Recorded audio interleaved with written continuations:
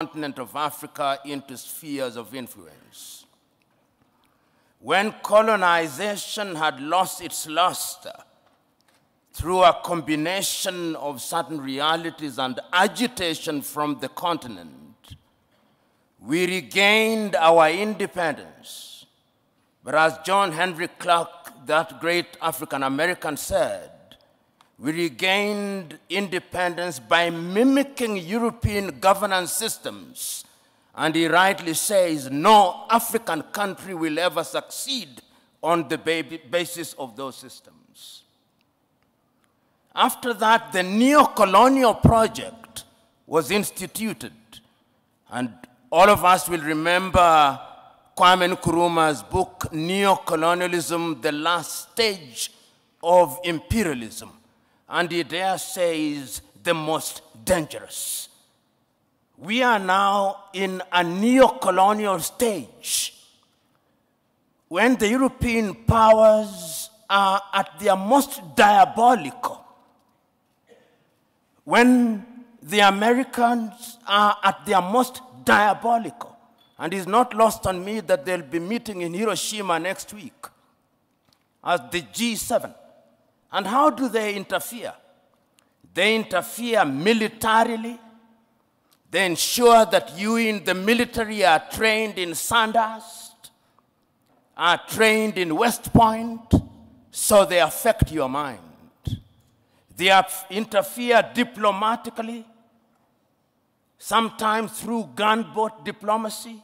And that is why you see sometimes your typical European ambassador treats our heads of states in a condescending manner. They interfere through institutions such as the IMF and the World Bank.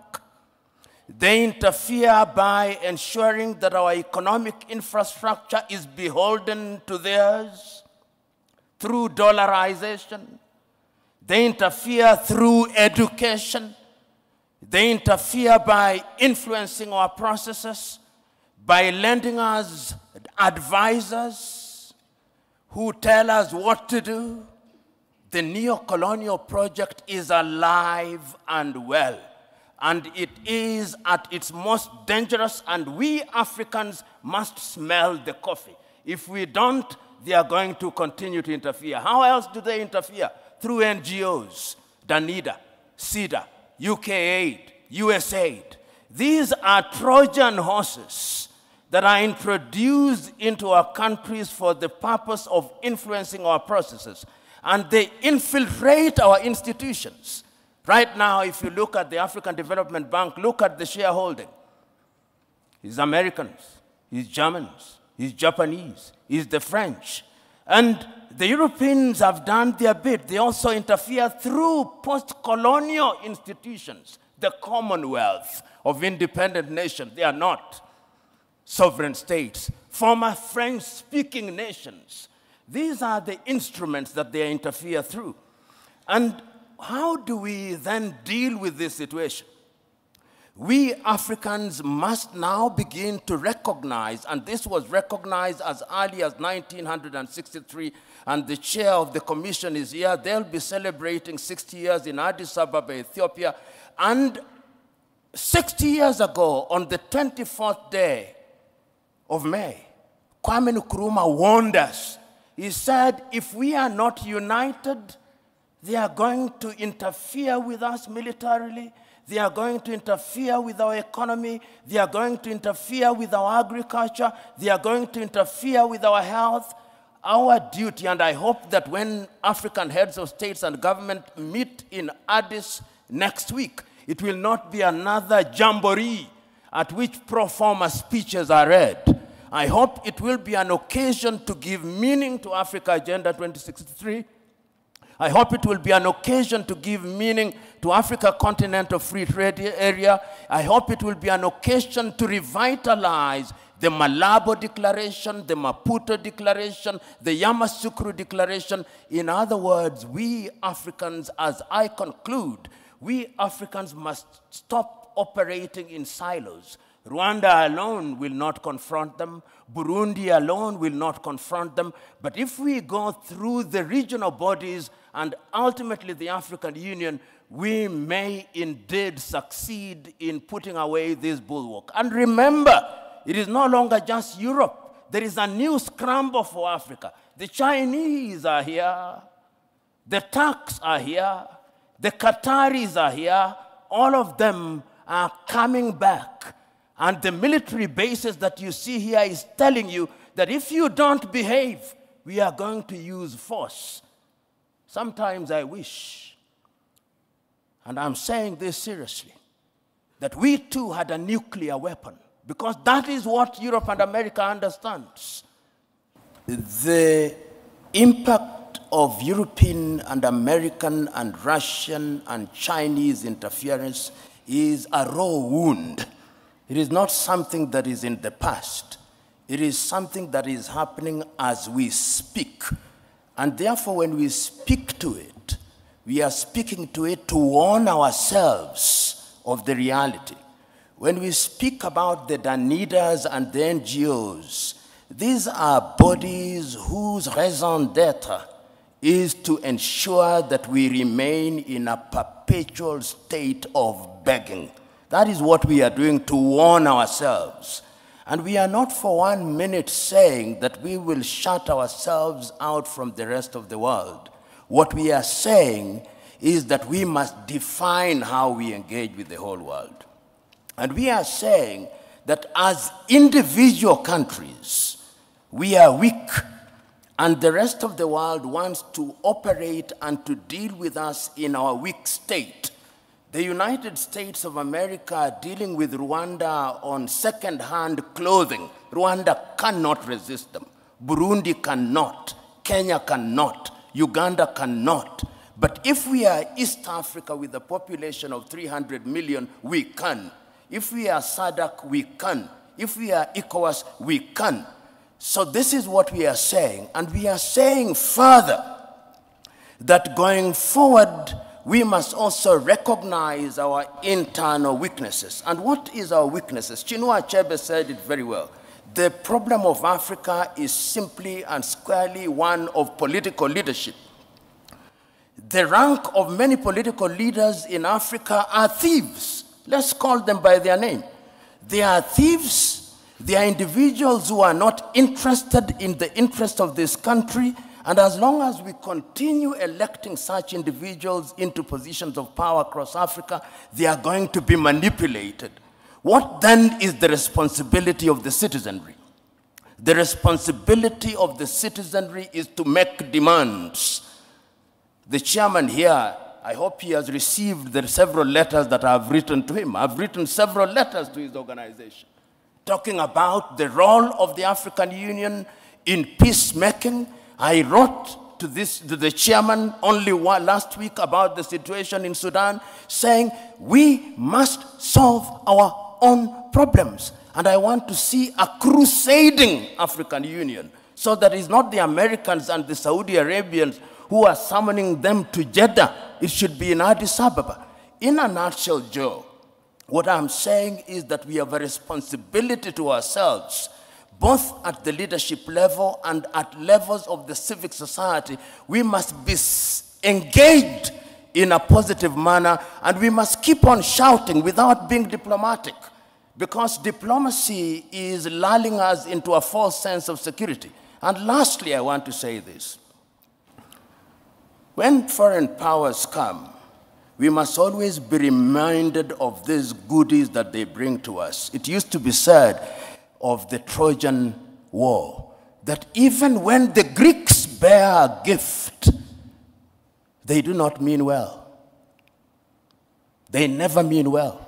And the sooner we say it, recognizing the external threat, recognizing the domestic weaknesses, the safer we are. Right now, as I conclude, there is a group of experts going around East Africa, collecting views about the constitution of East Africa. I've just written to them this morning. They are leaving Kenya. If you ask 10 Kenyans, possibly only one knows they are in Kenya. Then they will be going to Burundi. If you ask your typical African about Africa Agenda 2063, out of 10, If 2 know about Africa Agenda 2063, you'll be lucky. If you ask them about the Africa Continental Free Trade Area, 10. If 2 know, you'll be lucky. In other words, we are not doing well. And I'm going to be blunt at these functions. If you ask the chair of the African Union, who funds the African Union, possibly 60% of the budget is externally funded. He who pays the piper calls the tune. That is the reality of the world. We must begin to pay for our own things in order to be understood and to be respected. In other words, Africa recognizes the need to define herself and to define her agenda. And I do not begrudge nations that define themselves and their agenda. Ronald Reagan once said it, and I agreed with him, that every nation does what is in her best interest. And I have no problem with that. The problem that we have is that at critical moments in African history, we have failed to seize the moment. You will remember in 1917 at the Champaran campaign, Mahatma Gandhi told Charlie Andrews, I do not want you to participate because at this point in time, the Indians must believe that they can do it themselves. In other words, there comes a time in the history of a nation when even friends of goodwill must be told, keep aside. We want to believe that we can do it, and your help must be surreptitious and subterranean if you are a person of goodwill. And the Champaran philosophy is what we must define for ourselves. In the year 2005, the former Prime Minister of Britain, Tony Blair, put together 17 individuals in what was then called Our Common Interest. The report on the African Commission. The Prime Minister, he was then the President of the European Union, from which Britain has now left, and he was also the President of the G8 at that time before the exclusion of Russia. They produced a report. Right now, when I see the Blair Institute moving around Africa, they are implementing exactly what was in that particular report, and I have a copy of it, not for the benefit of Africa, but for the benefit of the Institute. And what they have done is to sugarcoat it and camouflage it for the purpose of hoodwinking Africa and for the purposes of creating an environment which benefits foreign companies to the detriment of the continent of Africa. So that some of these engagements are anodinal. They simply lull us into a false sense of security.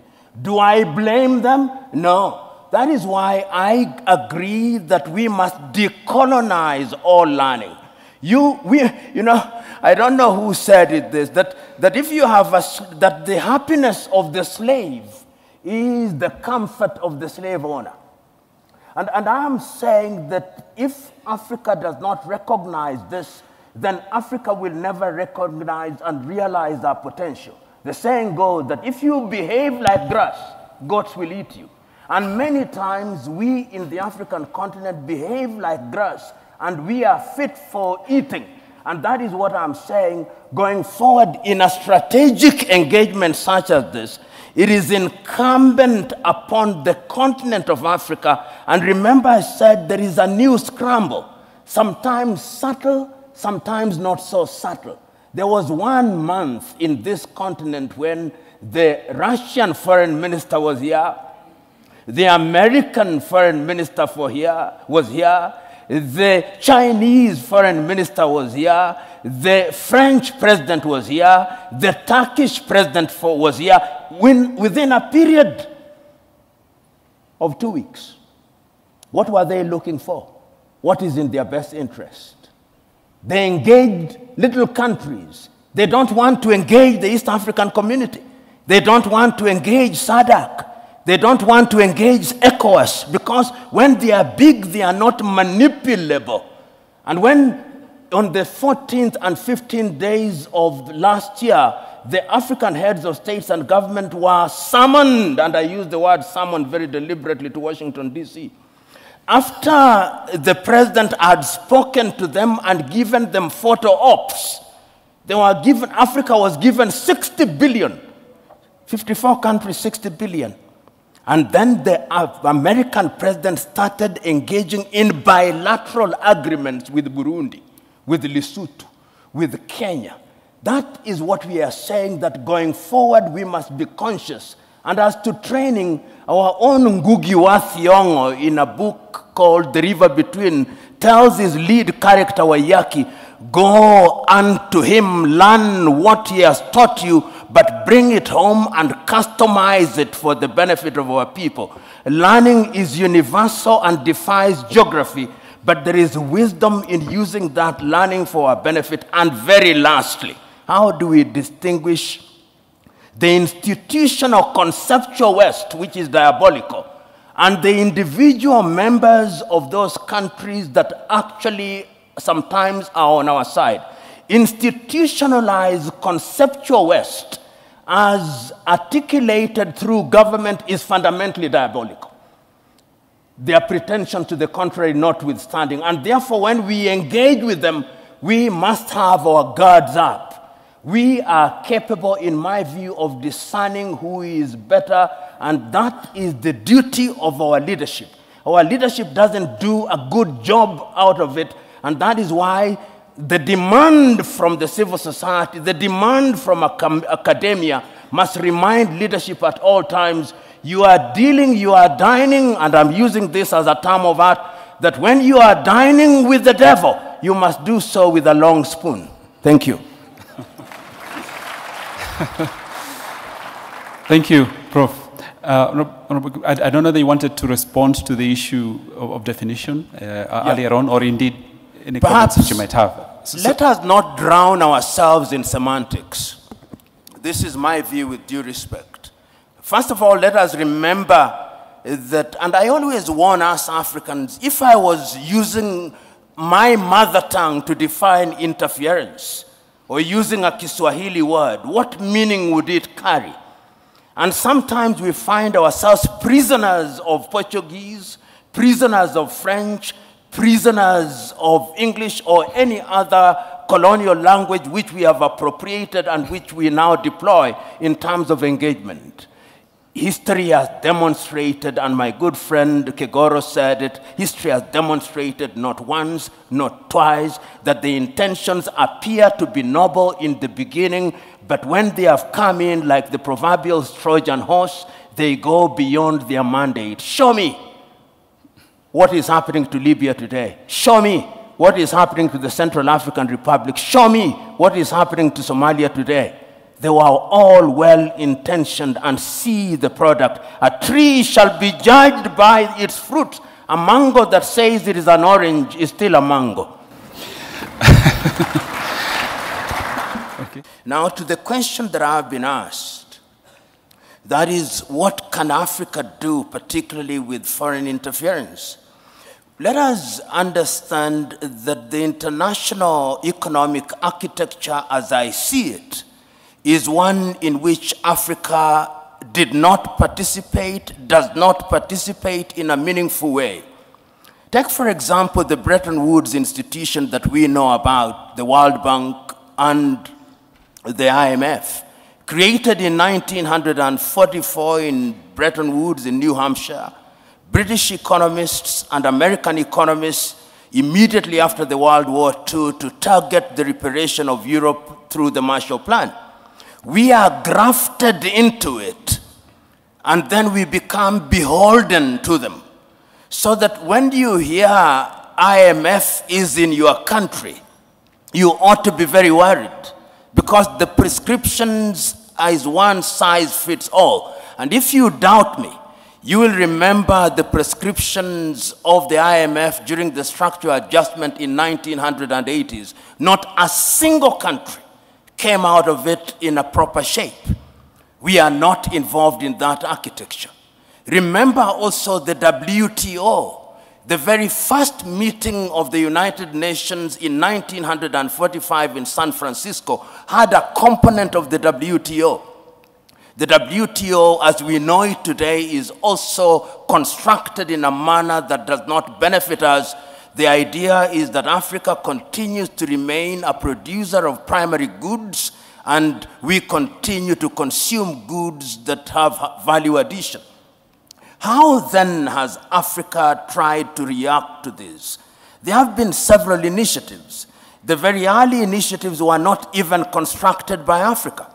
If you remember the African Pacific, Caribbean Pacific, the Lomé Convention, and the Cotonou Declaration, these were initiatives which were influenced from outside. It is after the failure of the Lomé Convention that Africa now said, we want to have our own, hence the Lagos Plan of Action of 1980, because Africa recognized trade within Europe is at almost 60%. Trade within North America is at anything 57%.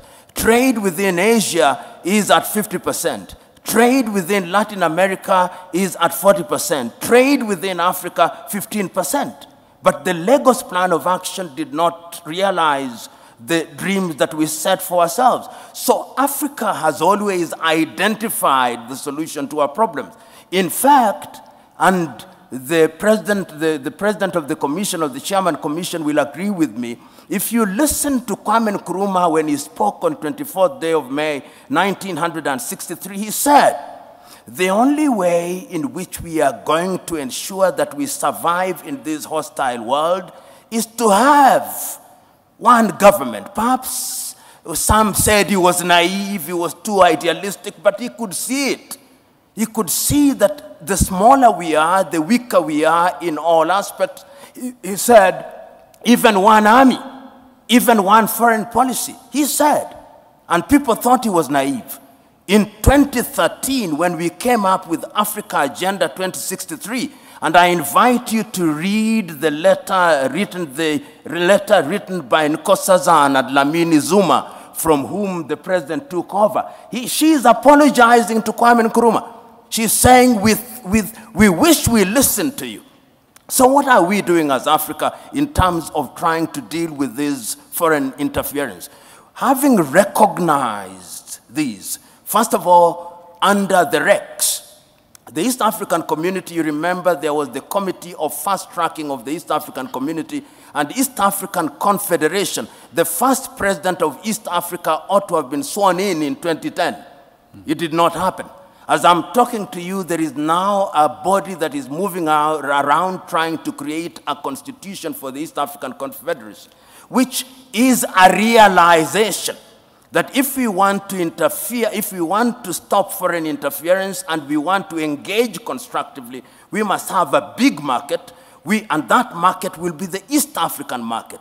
Hence, Kenya, Uganda, Tanzania, Rwanda, Burundi, South Sudan, and now the Democratic Republic of Congo, and the Somalis are coming in, and I'm told the Ethiopians are also contemplating. And not only in East Africa, in ECOWAS, there was even an attempt to create a currency called the ECO, which was torpedoed, as you know, by the French. And in SADC, these are ways and means of immunizing ourselves against the machinations of not only Europe, but China. China is increasingly coming into the continent. Russia is increasingly coming into the continent. Turkey is increasingly coming into the continent. Qatar is increasingly coming into the continent. The Emiratis are coming into the continent. So we are seeing all these things happening. But beyond the REX, there is also the African Union. If you read Africa Agenda 2063 and the 7 aspirations, they are designed specifically to ensure that we form a bulwark against these foreign interference. And let me correct myself if I was misunderstood. They are small nations. Let's not delude ourselves. The theory of sovereignty of nations is a fiction. Right now, we will have meeting of the G7. Why? Because they are bigger economies and we are not there. Then we will have the G20, which are slightly bigger. Then they are the smaller nations, and they met recently in Brussels. So we must distinguish the fiction of equality of nations and the reality of nations. And when, therefore, we want to negotiate at the continent of Africa, we are saying the bigger we are, the better we are. So efforts are there. And as I conclude, I'm saying If we look at Agenda 2063 and we look at Africa Continental Free Trade Area to eliminate tariff and non-tariff barriers, to allow for the free movement of persons, then we would be in a better position to engage. And I'll give this example. Look at East Africa. We said that we did not want second-hand clothing. Rwanda accepted. Then Uganda and Tanzania were persuaded by the United States of America, and we dropped out. This is what divide and rule is all about. So these things that we are talking about, they are not going to be realized in your lifetime. These are intergenerational battles. And our duty, as Nyerere said on the 6th day of March 1997, this generation has a duty to carry the torch. And the worst mistake that we can make is to lose hope and to despair. Thank you. Thank you.